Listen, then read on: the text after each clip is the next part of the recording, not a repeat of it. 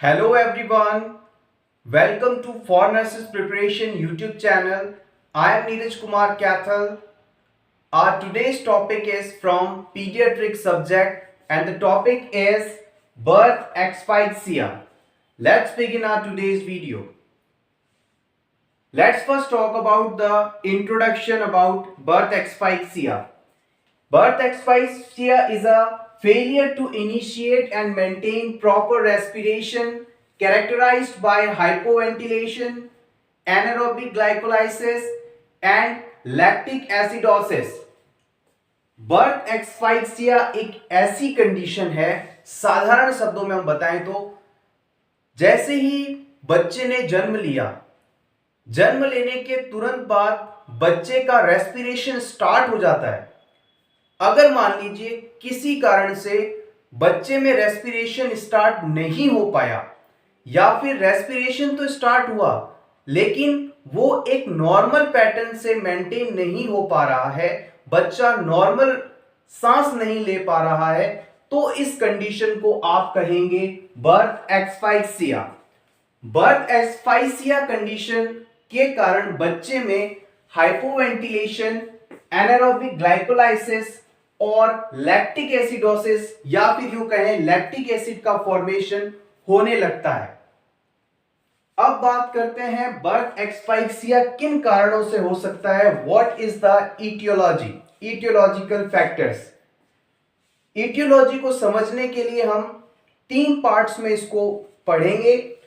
पहला, antepartum factors, ऐसे factors जो कि बर्थ एस्फाइक्सिया कर सकते हैं लेकिन वो जन्म के पहले से मौजूद थे।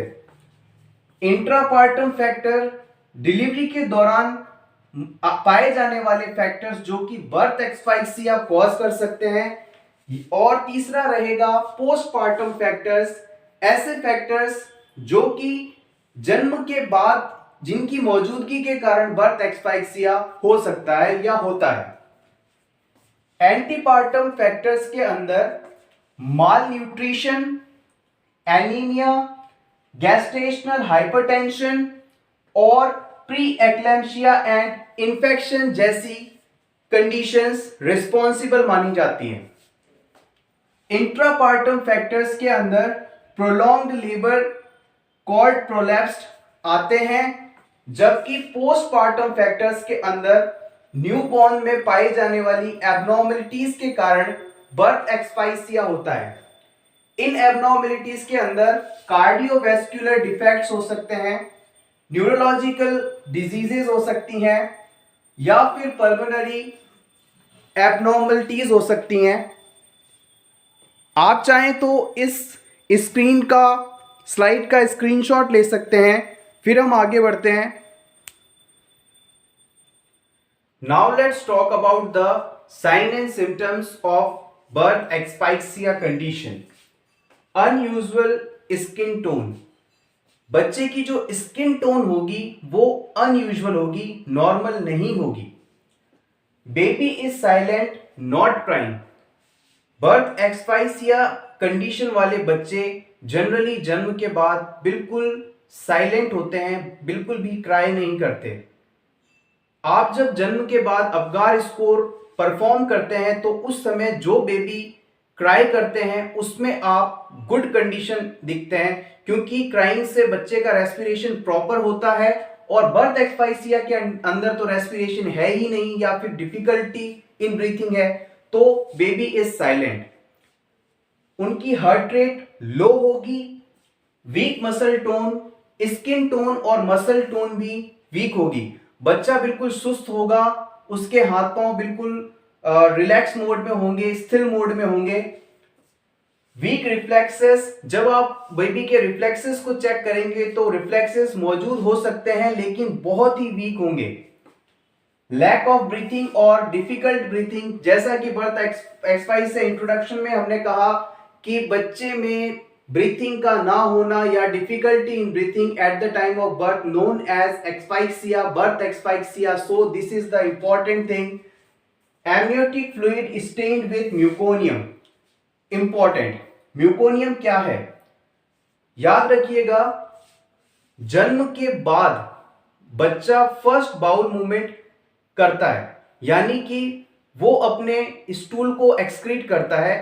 फर्स्ट बेबी का जो स्टूल होता है उसे हम म्यूकोनियम कहते हैं। ये जनरली ग्रीन कलर का होता है।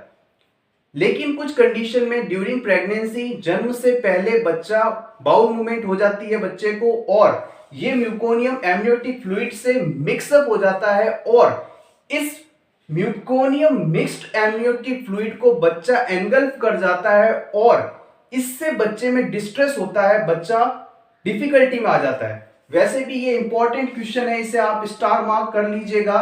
कई बार एग्जाम्स में पहले पूछा गया है कि यदि एमनियोटिक फ्लूइड म्यूकोनियम स्टेन्ड है तो इससे आप क्या समझते हैं, तो आपको बताना है यदि एमनियोटिक फ्लूइड में म्यूकोनियम मिक्स हो गया है तो इस सिचुएशन में यह कंडीशन बच्चे के डिस्ट्रेस में होने को इंगित करती है। नेक्स्ट है सीजर्स। इस सिचुएशन में इस बच्चे को सीजर्स आ सकते हैं, बच्चे का बीपी लो होगा और आदि सिम्टम्स हो सकते हैं। You can take screenshot. अब बात करते हैं मैनेजमेंट की या ट्रीटमेंट की। डिलीवरी हुई, डिलीवरी के बाद जो बेबी बॉर्न हुआ है उसमें रेस्पिरेशन नहीं है, तो इस कंडीशन में आप क्या करेंगे? सबसे पहला काम है cut the umbilical cord. Umbilical cord को हम कट करेंगे। Receive baby in pre warm linen. फिर उस बच्चे को हम पहले से हल्का गर्म किया हुआ जो लिनिन है, कपड़ा है, कंबल है, उसके अंदर, गर्म कंबल के अंदर बेबी को रिसीव करेंगे। Slightly extend the neck and provide stimulation. अब बच्चा जो बिल्कुल सुस्त पड़ा हुआ है, उसमें रेस्पिरेशन नहीं है, उसे हम हल्का सा स्टिमुलेट करेंगे कि शायद हमारे स्टिमुलेट करने से वो जाग जाए, रेस्पिरेशन स्टार्ट हो जाए उसमें, और उसकी गर्दन को हम हल्का सा एक्सटेंड करेंगे। याद रखिएगा फ्लेक्शन वर्ड जहां भी आए, फ्लेक्शन एफ फॉर फोल्ड, तो आपको हमेशा उस पार्ट को फोल्ड करना है। यदि कहा जाए नेक का फ्लेक्शन होना, जैसा कि हम मेनिंजाइटिस डायग्नोसिस में करते हैं, नेक को हम क्या करते हैं, फ्लेक्स करते हैं। फ्लेक्स का मतलब होता है चिन को चेस्ट की तरफ लाना। और यहां पर बच्चे को सांस नहीं आ रहा है तो अपने एयरवे को ओपन करने के लिए, जब भी किसी भी पर्सन को सांस ना आए तो उसके एयरवे को ओपन करने के लिए हल्का सा हम गर्दन को, नेक को एक्सटेंड कर देते हैं, ऊपर कर देते हैं, जिससे जो एयरवे है वो क्लियर हो जाता है, सीधा हो जाता है, और रेस्पिरेशन डिफिकल्टी में पर्सन को रिलीफ मिलता है। तो यहां पर हम क्या करेंगे, अम्बिलिकल कॉर्ड को कट करेंगे, बेबी को वार्म लिनन में रिसीव करेंगे और उसकी नेक को हल्का सा एक्सटेंड करेंगे, साथ ही साथ उसे स्टिमुलेट करेंगे कि उसमें रेस्पिरेशन आ जाए। अब ये सब करने के बाद हमारा नेक्स्ट इंपॉर्टेंट काम आता है असेसमेंट का। अब हम बेबी के अंदर तीन चीजों को सबसे पहले देखेंगे। सबसे पहले आएगा रेस्पिरेशन, उसके बाद हार्ट रेट और फिर आएगा स्किन कलर। अब इन तीनों की जो स्थिति है उसके हिसाब से हम क्या मैनेजमेंट करेंगे उसे हम आगे देखते हैं। अब इस वीडियो का सबसे इंपॉर्टेंट पार्ट, यहां पर हमने बर्थ एक्सपाइसिया के कारण 5 सिचुएशंस डेवलप हो सकती हैं, उसे इस टेबल में पोर्ट्रे किया है, जिसमें हमने respiration, heart rate, skin colour और इंटरवेंशन।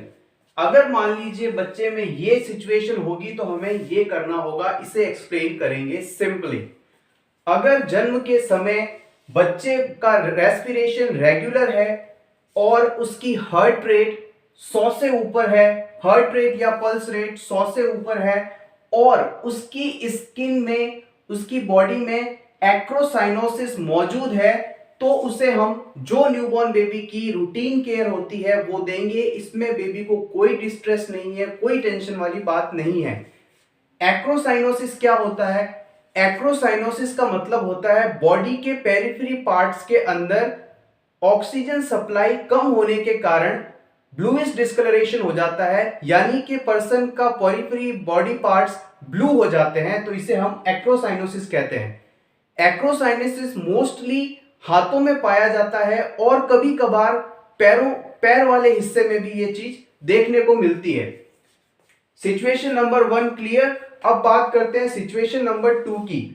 मान लीजिए कि बच्चे का रेस्पिरेशन रेगुलर है, नॉर्मल है, हार्ट रेट 100 से ऊपर है और उसमें साइनोसिस मौजूद है। एक्रोसाइनोसिस के अंदर तो सिर्फ उसकी अपर एक्सट्रीमिटीज के अंदर लैक ऑफ ऑक्सीजन था, जिसकी वजह से हाथ उसके बेबी के ब्लू हो रखे थे, लेकिन साइनोसिस सिचुएशन में उसके बॉडी के अदर कुछ पार्ट्स भी ब्लू कलर के हो जाते हैं। वहां पर साइनोसिस ऑक्सीजन की कमी हो जाती है। ऐसी अगर स्किन है तो हमें उस बेबी के अंदर तुरंत ऑक्सीजन थेरेपी, उसे ऑक्सीजन देना शुरू कर देना है। क्या किया हमने? रेस्पिरेशन रेगुलर, पल्स रेट 100 से ऊपर, लेकिन बॉडी के कई पार्ट्स ब्लू दिख रहे हैं, साइनोसिस मौजूद है, तो तुरंत हमें ऑक्सीजन देना है। Situation number 3, respiration. अब बेबी का रेस्पिरेशन जो है इरेगुलर है, रेगुलर नहीं है, लेकिन उसकी जो हार्ट रेट है, पल्स रेट है, वो 100 से ऊपर है और बेबी में साइनोसिस मौजूद है, ब्लूइश कलरेशन ऑफ स्किन मौजूद है। तो हम क्या करेंगे? Positive pressure ventilation by bag and mask with oxygen.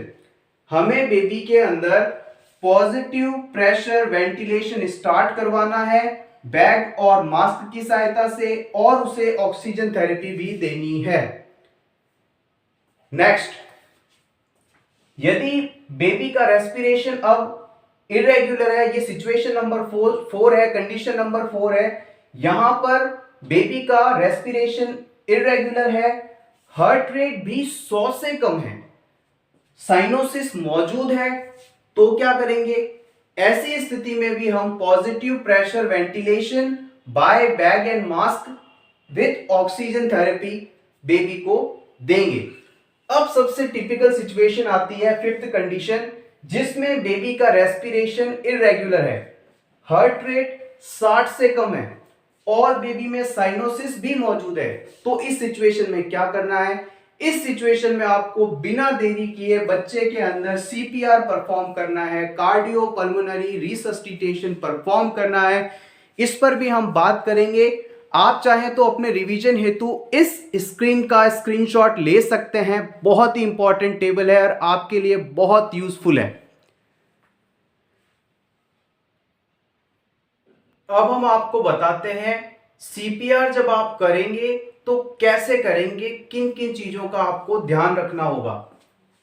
Neonatal रिसस्टिटेशन, जिसे हम सीपीआर या कार्डियोपल्मोनरी रिसस्टिटेशन के साथ देखते हैं। सीपीआर जब नियोनेट्स के अंदर किया जाता है, नवजात शिशुओं में किया जाता है, तो इसके लिए हम 2 मेथड्स यूज कर सकते हैं। पहला है थंब मेथड, अंगूठे की सहायता से। बच्चों का शरीर बहुत ही छोटा होता है, न्यूबॉर्न बेबी है, तो अपना अंगूठा ही सफिशिएंट है, तो थंब मेथड यूज कर लीजिए, या फिर 2 फिंगर मेथड के द्वारा भी हम बच्चे को सीपीआर दे सकते हैं, कार्डियोपल्मोनरी रिसस्टिटेशन कर सकते हैं। अब जो हमें चेस्ट कंप्रेशन करना है, उसकी लोकेशन कैसे ध्यान रखेंगे? Lower third of sternum. Sternum क्या है? आपके चेस्ट रीजन पे जो ये बोन पाई जाती है, इसे हम स्टर्नम बोन कहते हैं। इस बोन को आप इमेजिनरी लाइन द्वारा, 2 इमेजिनरी लाइन के द्वारा 3 पार्ट्स में डिवाइड कर लीजिए, और जो सबसे नीचे थर्ड पार्ट है उसके अंदर आप अपना थंब या दोनों फिंगर्स रखेंगे और उससे सीपीआर देंगे। स्टर्नम को हम ब्रेस्ट बोन के नाम से भी जानते हैं। अब हमें कितना बेबी के चेस्ट को या स्टर्नम बोन को कितना कंप्रेस करना है, कितना दबाना है? ज्यादा दबा दिया तो बच्चे में फ्रैक्चर्स हो सकते हैं, कम दबाया तो बच्चे में सीपीआर इफेक्टिव नहीं होगा। तो हमें इस चीज का ख्याल रखना है कि हमें इतना फोर्स लगाना है कि बच्चे का स्टर्नम आधे से 3/4 इंच कंप्रेस हो। 1 इंच में 2.5 सेंटीमीटर होते हैं, तो आपको आधे से 3/4 इंच कंप्रेशन हो जाए, इतना फोर्स लगाना है। अब कंप्रेशन का रेशियो भी देख लेते हैं। वेंटिलेशन और कंप्रेशन का क्या रेशियो होना चाहिए? हमें 90 चेस्ट कंप्रेशन और 30 वेंटिलेशन देने हैं 1 मिनट के अंदर। हमें नियोनेट को रिसस्टिटेट करने के लिए सीपीआर के दौरान 90 चेस्ट कंप्रेशन, 90 बार उसके स्टर्नम को प्रेस करना है 1 मिनट में। 1 मिनट में 60 सेकंड होते हैं, 60 सेकंड में 90 बार आपको बच्चे के स्टर्नम को प्रेस करना है और 30 वेंटिलेशन देने हैं। वेंटिलेशन का मतलब है इक्विपमेंट की सहायता से, एम्बू बैग की सहायता से, या जिस भी मेथड से आप सीपीआर में ऑक्सीजन डिलीवर कर रहे हैं उसे 30 बार ब्रीथ देनी है, सांस देनी है। ऐसा करके हम जो इसका रेशो निकलेगा वो आएगा 3:1। 3:1, 3 कंप्रेशन, 1 वेंटिलेशन, 1 मिनट का टाइम। आप चाहें तो आपके रिवीजन के लिए स्क्रीनशॉट ले सकते हैं। फ्रेंड्स, सीपीआर जब भी आप दें तो याद रखिएगा आपके जो फिंगर्स को इंटरलॉक करके आपके हाथ हमेशा सीधे रहने चाहिए। जब यहां पर हम अडल्ट की बात कर रहे हैं, नियोनेटल वाला पोर्शन कंप्लीट है। ये एक एक्स्ट्रा टिप है आपके लिए। जब कभी भी आप नर्सिंग ऑफिसर बनेंगे, सीपीआर करेंगे, तो हमेशा याद रखिएगा अपनी फिंगर्स को इंटरलॉक करके अपने हैंड्स को सीधा रखते हुए आपको सीपीआर देने हैं। आपकी एल्बो अगर बैंड होंगी तो इससे पूरा फोर्स आगे चेस्ट पे नहीं जा पाएगा, आप बहुत जल्दी थक भी जाएंगे और इससे आप उस पर्सन की जान नहीं बचा पाएंगे। तो अगर आप सीरियसली किसी की जान बचाना चाहते हैं तो सीपीआर के इस मेथड को फॉलो करें। आपके इंटरलॉक्ड हैंड बिल्कुल सीधे काम करने चाहिए। Thank you so much friends for watching this complete video. All the best.